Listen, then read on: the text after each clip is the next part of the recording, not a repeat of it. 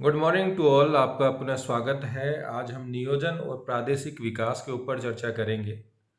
ये बड़ा महत्वपूर्ण विषय है क्योंकि ये विभिन्न नीतियों के निर्माण, उनके क्रियान्वयन या जो भी नीति जिस उद्देश्य के लिए बनाई जा रही है उन उद्देश्यों के पीछे क्या निहितार्थ रहे हैं, वो उन लक्ष्यों को कितना हमने प्राप्त कर लिया, या विभिन्न भारत की बात करें तो विभिन्न क्षेत्रीय स्तरों के ऊपर जो राज्य स्तर पे हो या किसी राज्य के अंदर जिला स्तर पे हो, किस तरह की विभिन्नताएं देखने को मिलती हैं।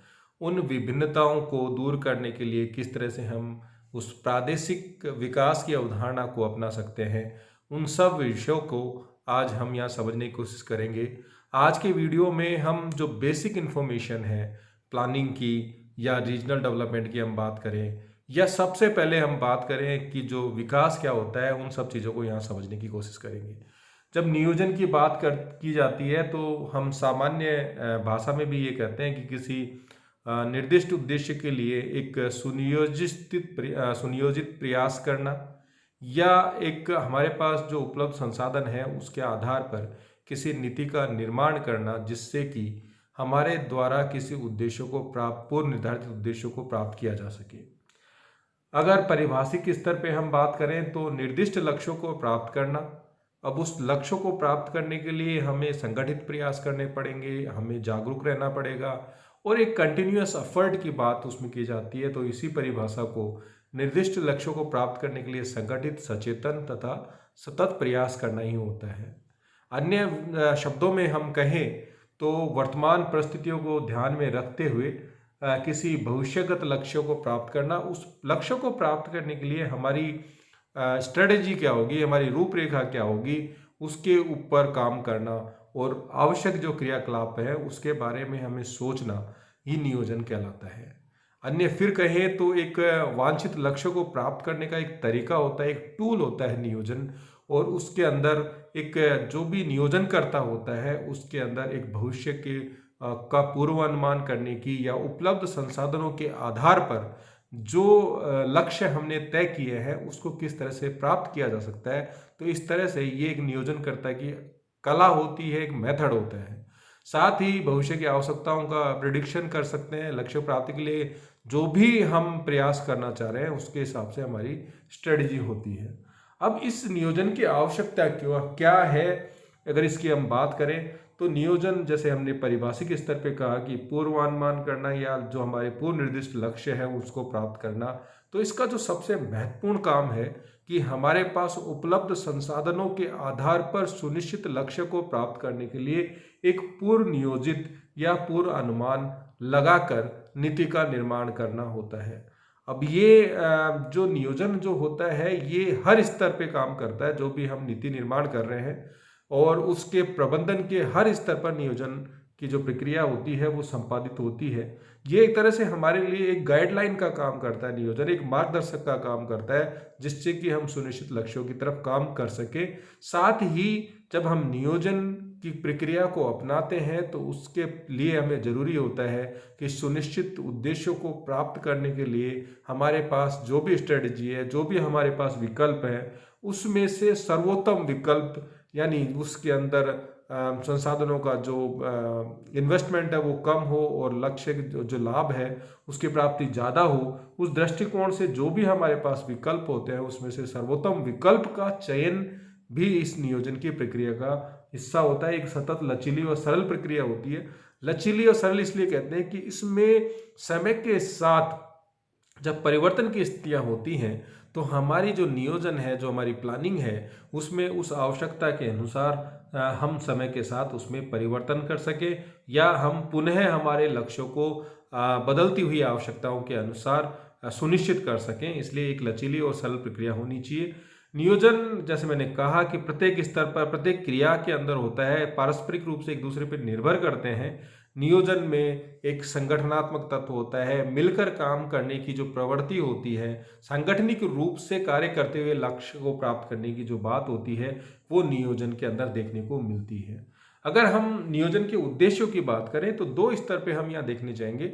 एक आर्थिक दृष्टिकोण से नियोजन के क्या उद्देश्य हो सकते हैं और एक सांगठनिक स्तर पे, क्योंकि जो आर्थिक है उसमें हम संसाधनों की बात करते हैं, लेकिन उन संसाधनों का जब प्रबंधन की बात करते हैं तो वो सांगठनिक स्तर पे जो हमारे द्वारा कार्य किया जाता है उसके अंदर वो जो लक्ष्य होते हैं नियोजन को उसमें हम रखते हैं। जैसे कि कहा कि एक भावी आवश्यकता, एक गाइडलाइन, एक एक स्ट्रक्चर तैयार किया जाता है जिसको भविष्यगत रखते हुए हम उन लक्ष्यों को प्राप्त करने का प्रयास करते हैं। इसके अंदर जो संगठन से संबंधित व्यक्ति हो या उससे अन्य प्रत्यक्ष या परोक्ष रूप से जुड़े हुआ जो भी व्यक्ति होता है उनको उस लक्ष्य से जोड़ने का काम किया जाता है। उसको प्राप्त करने के लिए उन विधियों के साथ उनको उस जो भी व्यक्ति उससे जुड़ा हुआ है उसकी जानकारी उसे होनी चाहिए। संगठन में विविध प्रक्रियाओं में एकात्मकता लाना, नियोजन उपलब्ध विकल्पों से जैसे हमने पूर्व बताया सर्वोत्तम विकल्प का चयन करना जिससे अपव्यय को रोक सके, मित्रता को ला सके, ये बात हुई। भावी पूर्वानुमान के आधार पर वर्तमान की योजनाएं बनाई जाती हैं क्योंकि पूर्व अनुमान को नियोजन का सार तत्व कहा जाता है। ये भी हमने इसकी विशेषताओं में देखा। नियोजन का उद्देश्य संस्था व भौतिक एवं मानवीय संसाधनों में समन्वय, क्योंकि जब हम नियोजन की प्रक्रिया करते हैं तो हमें संस्थागत स्तर पर कार्य करना होता है, हमें हमारे जो भौतिक जो संसाधन है उनको देखना पड़ता है और सांगठनिक और भौतिक संसाधनों में किस तरह मानवीय संसाधन को जोड़कर उन लक्ष्यों को प्राप्त करने के लिए या समन्वित रूप से सामूहिक रूप से किस तरह से हम कार्य करेंगे, ये भी उसका उद्देश्य होता है। भविष्य की एक कल्पना होती है, उसके आधार पर हम पूर्व अनुमान लगाते हैं और हमारे सामने क्या क्या जोखिम आएंगे, क्या क्या समस्याएं आएंगी, उसका भी हमें पूर्व में ही अनुमान लगाना जरूरी होता है जिससे कि भविष्य आने वाली चुनौतियों का हम उस समय पर ध्यान रख सकें। संगठन में एक ऐसे वातावरण का सृजन करने की बात करते हैं जिसमें प्रतिस्पर्धा हो, स्वच्छ प्रतिस्पर्धा हो। उस प्रतिस्पर्धा के अंदर हम किस तरह से हमारे लक्ष्यों को बेहतर रूप से प्राप्त कर सकते हैं। एक योजना होती है, उसके हिसाब से हमें कार्य करना होता है। संगठन के लक्ष्यों को प्राप्ति का एक अपेक्षाकृत सरल तरीका होना चाहिए जिसको समय के साथ होने वाले परिवर्तनों के साथ समायोजन की स्थापना किए जा सके। नियोजन संगठन में स्वस्थ वातावरण का सृजन करता है, परिणाम स्वरूप स्वस्थ मोर्चाबंदी को भी प्रोत्साहन मिलता है। नियोजन समग्र रूप से संगठन के जो लक्ष्य होते हैं, जो नीतियां होती हैं, जो उद्देश्य होते हैं, जो मैथ कार्य विधियों का जो कार्यक्रम होते हैं उनमें समन्वय स्थापित करता है। तो ये हम सांगठनिक स्तर पर जो नियोजन के जो उद्देश्य होते हैं उनकी हमने यहाँ बात की। और आर्थिक दृष्टिकोण से क्या नियोजन के उद्देश्य होता है, जैसे हमने कहा संसाधनों का सर्वोत्तम उपयोग को सुनिश्चित करना, तार्किक वितरण को सुनिश्चित करना संसाधनों के, और निर्धनता बेरोजगारी को दूर करना, आधारभूत ढांचा का सर्वोत्तम विकास, क्योंकि बिना आधारभूत ढांचे के हम आर्थिक विकास की संकल्पना नहीं कर सकते। कृषि व उद्योगों के अंदर एक संतुलन की स्थिति हो, एक समन्वित विकास की स्थिति हो, क्योंकि अगर दोनों में अंतर होगा तो वही वापस क्षेत्रीय असंतुलन की स्थितियां होंगी। स्थानीय स्तर पर आय, जीवन स्तर सब में अंतर की स्थितियां देखने को मिलेगी। इसलिए हमेशा कृषि व उद्योग दोनों का एक समन्वित विकास हमारा लक्ष्य होना चाहिए। जो हमारे सामाजिक जो न्याय, जब विकास के लक्ष्य है, स्वास्थ्य, शिक्षा, इससे जुड़ी हुई जो चीज़ें हैं, बेरोजगारी, उनको प्राप्त करना हमारा उद्देश्य होना चाहिए। आत्मनिर्भरता की बात होनी चाहिए जिससे कि हम आने वाले समय के अंदर अपने निर्धारित लक्ष्यों को प्राप्त करने के लिए एक सर्वांगीण विकास की अवधारणा को ले सके, समय के साथ मॉडर्नाइजेशन कर सके, आधुनिकीकरण कर सके, निवेश एवं पूंजी निर्माण को बढ़ावा दिया जा सके, साथ ही तीव्र विकास के साथ साथ समावेशी सतत विकास को प्रोत्साहित करना। क्योंकि अगर हम अल्प दृष्टिकोण से या एक सांकेतिक विकास की बात करते हैं तो उससे पुनः क्षेत्रीय असंतुलन की स्थितियां देखने को मिलेगी। इसलिए समावेशित सतत यानी लगातार चलने वाला विकास जो है उसको हम यहाँ पर हमारा लक्ष्य होना चाहिए, उद्देश्य होना चाहिए। अब नियोजन के जब प्रकार की बात करते हैं तो यहाँ भी एक सामान्य प्रकार की बात करते हैं जिसको हम किसी भी विषय के अंदर, चाहे वो इकोनॉमिक्स हो या सोशल जो भी साइंसेज है वहाँ भी हम देख सके। साथ ही जो नियोजन का एक आर्थिक पहलू होता है, उन दोनों तरीकों से हम नियोजन के प्रकारों की यहाँ पर व्याख्या करने की प्रयास करेंगे। और ये ऐसा विषय है जिसको एक पर्टिकुलर भूगोल में बांध के रखना या आर्थिक जो इकोनॉमिक्स के अंदर बांध के रखना वो संभव नहीं है। ये जो विषय है, नियोजन वाला जो विषय है, वो सामाजिक, आर्थिक, राजनीतिक सभी तरह के जो विषय है, एक तरह से इंटरडिसिप्लिनरी इसके अंदर चीज़ें देखने को मिलती है। जब हम इसको अलग अलग बांटा हमने, दीर्घकालिक नियोजन हो सकता है जिसके अंदर हम एक लंबे अवधि के लिए हमारे कुछ टारगेट्स होते हैं जिनको हमें प्राप्त करना होता है, और इनके लिए जो भी पूंजीगत संपत्तियां होती हैं उनको हमकी व्यवस्था करनी पड़ेगी। हमारे पास जो स्किल्ड लेबर है वो टाइम बिंग हमारे पास अवेलेबल हो, हमारे पास नवीन पूंजीगत योजनाओं को कार्यान्वित करने की स्वस्थ प्रतिस्पर्धा को बनाए रखना, ये दीर्घकालिक नियोजन के अंदर भी पहलू होते हैं। अल्पकालिक नियोजन अल्प अवधि के अंदर जिनको हम पूर्ति कर सके, वो अल्प दैनिक हो सकता है, साप्ताहिक तो पाक्षिक भी हो सकता है, छमाही वार्षिक भी हो सकता है। लेकिन जब हम कोई भी नियोजन हम 5 वर्ष के लिए या 10 वर्ष के लिए 15 वर्ष के लिए करते हैं तो दीर्घकालिक नियोजन की बात होती है। भौतिक नियोजन की बात करें तो इसके अंदर भौतिक संसाधनों के प्रबंधन की बात होती है, जिसमें जो भी हमारे पास उपक्रम है उसके लिए भवन है, हमारे पास उसके लिए टूल्स है, उपकरण है, उन सब की बात यहाँ हम करते हैं। क्रियात्मक जो पहलू है ये संगठन की क्रियाओं से जुड़ा हुआ है। यह किसी समस्या के एक पहलू को विशिष्ट कार्य को समझने की कोशिश करता है। यह समस्या उत्पादन से, विज्ञापन से, उसके सेल से, विक्रय से, उनसे किसी से भी जुड़ी हो सकती है। स्तरीय नियोजन की बात करें तो जैसे भारत के अंदर हम कहते हैं कि हमारे पास जो नियोजन की जो प्रक्रिया है वो विकेंद्रीकृत नियोजन के ऊपर बल दिया गया है। केंद्रीय स्तर पर, राज्य स्तर पर, जिला स्तर पर, इवन ग्रामीण स्तर पर जो नियोजन के लिए कार्य किए जाते हैं उनको हम उच्च स्तरीय, मध्य स्तरीय, निम्न स्तरीय नियोजन की बात करें तो ये नियोजन का एक बेहतर, एक डेमोक्रेटिक जो प्रकार होता है उसके अंदर रखा जा सकता है, जिससे कि हम समन्वित और समावेशी जो विकास की जो अवधारणा है उसको बेहतर रूप से प्राप्त कर सके। उद्देश्य आधारित जो नियोजन की बात करते हैं तो कोई विभिन्न उद्देश्यों की पूर्ति के लिए जब हम नियोजन को तय करते हैं, जैसे सुधार के लिए नियोजन करना, किसी पर्टिकुलर रिफॉर्म की हम बात करें, वो चाहे एडमिनिस्ट्रेटिव रिफॉर्म्स हो सकता है, पॉलिटिकल रिफॉर्म्स हो सकता है, या एग्रीकल्चर या इंडस्ट्रियल रिफॉर्म्स हो सकता है, नवाचार की क्रियान्वयन की बात करें या विक्रय संवर्धन नियोजन की बात करें तो वो भी नियोजन का एक उद्देश्य आधारित नियोजन के अंदर रखेंगे।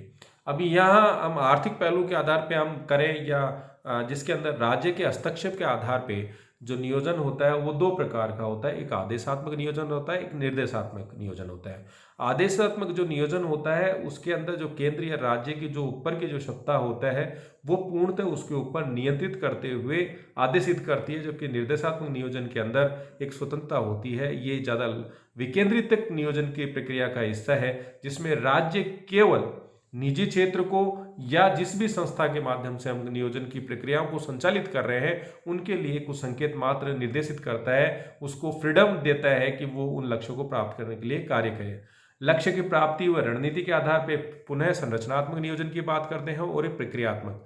संरचनात्मक नियोजन की बात करते हैं तो जो संरचनात्मक, चाहे वो भूमि सुधार हो या संस्थागत सुधार की बात कर रहे हैं तो वो सब जो स्ट्रक्चरल रिफॉर्म्स की जो बात करते हैं तो उसको संस्थागत नियोजन कहते हैं। और जब प्रक्रियात्मक नियोजन की बात करते हैं, जब फंक्शनल नियोजन की बात करते हैं तो यहाँ भूमि सुधार की बात नहीं करेंगे।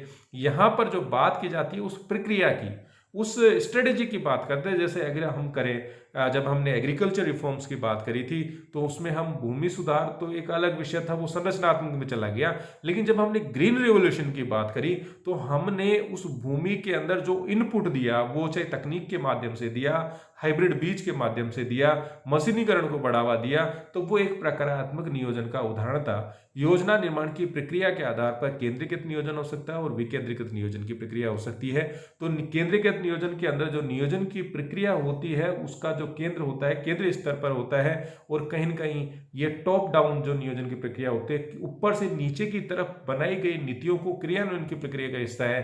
जबकि विकेंद्रीकृत नियोजन की बात करते हैं तो इसको बॉटम अप जो प्लानिंग होती है उसके अंदर शामिल करते हैं। और यहाँ जो स्तरीय नियोजन जो हमने पूर्व में बात करी उसमें नीचे के स्तर पर जो निर्धारित लक्ष्य हैं या उपलब्ध निम्न स्तरीय पर या क्षेत्रीय स्तर पर उपलब्ध संसाधनों के आधार पर तय किए गए लक्ष्यों को प्राप्त करने का, नीतियों को निर्माण करने का जो अधिकार है वो भी निम्न स्तर पर रहता है, तो उसको हम विकेंद्रीकृत नियोजन कहते हैं। व्यापकता के आधार पर राष्ट्रीय नियोजन या क्षेत्रीय नियोजन की बात करें, जब नीतियों का निर्माण केंद्रीय स्तर पर किया जाता है और उनके लक्ष्य भी केंद्रीय स्तर पर, जैसे अभी जो पंचवर्षीय योजना है उसके अंदर हमने 8% आर्थिक विकास की दर को जो तय किया वो एक राष्ट्रीय नियोजन की बात करते हैं। जब हम क्षेत्रीय नियोजन की बात करते हैं तो क्षेत्र विशेष की समस्याओं को ध्यान में रखते हुए, चाहे वो मरुस्थलीय क्षेत्र विकास की बात करें या पहाड़ी क्षेत्र विकास की बात करें या उत्तर पूर्वी राज्यों के विकास की बात करें या जनजातीय विकास की बात करें, तो वो पर्टिकुलर क्षेत्र को निर्धारित करते हुए, टारगेट करते हुए जब हम नियोजन की प्रक्रियाओं को निर्माण करते हैं, उसको एग्जीक्यूट करते हैं, तो उसको हम क्षेत्रीय नियोजन की प्रक्रिया में शामिल करते हैं। अब जो ये विकास होता है, विकास और नियोजन, ये सब जो चीज़ें हैं वो सब चीज़ें एक दूसरे से जुड़ी हुई हैं। तो सबसे जरूरी होता है कि विकास होता क्या है।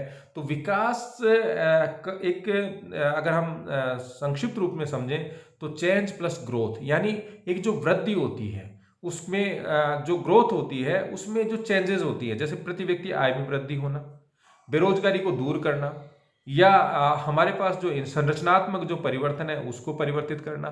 तो वो ग्रोथ के साथ साथ जो चेंजेस हो रहे हैं उसको हम यहाँ विकास की प्रक्रिया में, यानी विकास जो होता है एक परिवर्तन को दिखाता है। परिवर्तन किस तरह का होना चाहिए, जो विकास का जो सकारात्मक पहलू है उसको हम विकास की प्रक्रिया में शामिल करते हैं। ऐसा नहीं है कि विकास की प्रक्रिया के अंदर नकारात्मक पहलू नहीं होते। हम कहते हैं हमने आर्थिक विकास किया, हमने औद्योगिक विकास किया, तो एनवायरमेंटल दृष्टिकोण से देखें तो बहुत सारी पर्यावरणीय समस्याएं हमारे सामने आई, तो वो विकास के नकारात्मक पहलू हैं। लेकिन यहाँ हम जो विकास की बात करते हैं तो उसके जो सकारात्मक पक्ष होते हैं उसके ऊपर हम जोर देते हैं और उन सकारात्मक पक्षों को किस तरह से हम और अच्छा कर सकें, और उन पक्ष के साथ साथ जो नकारात्मक पहलू हैं, चाहे पर्यावरणीय समस्याएं हो, विकास के साथ साथ बहुत सारे पहलू पीछे छूट जाते हैं, तो उनको लिए पुनः नियोजन कर उनको उस प्रक्रिया में शामिल किया जाए। तो ये सब विकास की प्रक्रिया के हिस्से हैं। अगर पारिभाषिक स्तर की बात पुनः करें, विकास का तात्पर्य होता है सामाजिक व्यवस्था में, सामाजिक संरचना में, उसकी संस्थाओं में सेवाओं की बढ़ती हुई क्षमता को जो संसाधनों का उपयोग इस प्रकार से कर सके ताकि जीवन स्तर के अंदर जो एक अनुकूल परिवर्तन की स्थिति हमें देखने को मिले, तो वो सब विकास का हिस्सा होता है। अब यहीं पर हमने जब किया कि प्रादेशिक विकास की हमने बात की, तो प्रादेशिक विकास से पहले हम प्रदेश को समझें तो ज़्यादा हम चीज़ों को आगे एक्सप्लेन कर पाएंगे कि प्रदेश एक सुनिश्चित क्षेत्र होता है, उसकी अपनी एक विशिष्ट विशेषताएं होती हैं जो उसको अपने समीपवर्ती क्षेत्रों से अलग करती हैं। अब वो प्रदेश पर्यावरणीय आधार पे हो सकता है, जलवायु के आधार पे हो सकता है, विकास के आधार पे हो सकता है, औद्योगिक आधार पे हो सकता है, कृषिगत आधार पे जो होता है प्रदेश को हम सुनिश्चित कर सकते हैं। अगर हम कहें कि उष्णकटिबंधीय प्रदेश, उपोष्णकटिबंधीय प्रदेश, तो जलवायु के स्तर पे उनके जो विशेषताएं हैं, जो स्पेसिफिक विशेषताएं हैं, उसको हमने निर्धारित किया। या औद्योगिक विशेषताओं के आधार पे वहां पर औद्योगिक गतिविधियों का संचालन है तो उसको हम औद्योगिक प्रदेश कर देते हैं। अगर वहां पे कृषिगत विशेषताएं ज्यादा संलग्नित है तो उसको हम कृषि प्रदेश के अंदर शामिल कर देते हैं। तो जो प्रदेश होता है एक स्पेसिफिक क्षेत्र होता है, उसकी अपनी कुछ विशेषताएं होती हैं जिसके आधार पर वो निकटवर्ती जो प्रदेश होते हैं उससे अलग होता है। अब यहाँ आर्थिक, यहाँ नियोजन, विकास और प्रदेश, यहाँ तीनों चीजों को हम समझकर ये जो नियोजन की प्रक्रिया है उसको समझने का प्रयास आगे के वीडियो में करेंगे। लेकिन उसमें पहले मैं आपको बता दूं, ये एक ऐसा विषय है जिसके ऊपर मैंने हमेशा देखा है कि जब भी हम कॉपी वगैरह चेक करते हैं, पेपर्स, तो इस तरह के सवालों को ज़्यादातर जो स्टूडेंट होते हैं इसको पिक नहीं करते हैं, छोड़ देते हैं, क्योंकि ये एक किसी एक पुस्तक से इस अध्याय को हम नहीं पढ़ सकते। ये एक नियमित प्रक्रिया है, अखबारों के माध्यम से, किसी भी विषय को पढ़ने के माध्यम से आपका जो ब्रेन है, उसकी जो सोच है किसी भी समस्या को समाधान की, उसके ऊपर ज़्यादा ध्यान देता है। इसलिए इस तरह के जो सवाल उच्च स्तरीय जो परीक्षाएं होती है, विशेषकर यूपीएससी, और वहाँ पर जब इस तरह के सवालों को आप हैंडल करते हैं तो वहाँ आपको अच्छा जो स्कोर है वो देखने को मिलता है। तो आपसे मैं बार बार रिक्वेस्ट करता हूँ कि आप मेरे को सब्सक्राइब कीजिए, क्योंकि मैंने देखा है कि मेरे को जो देखने वाले जो लोग हैं वो नॉन सब्सक्राइब जो लोग ज़्यादा हैं, और सब्सक्राइब लोग जो हैं उनका जो देखने का जो है वो कम रहता है। तो आपसे रिक्वेस्ट है कि आप मुझे सब्सक्राइब कीजिए, लोगों से शेयर कीजिए। अगर आप मेरे वीडियो आपको समझ में आते हैं और आपको लगता है कुछ क्वेरीज हैं तो आप कमेंट बॉक्स के अंदर कमेंट भी कर सकते हैं। धन्यवाद।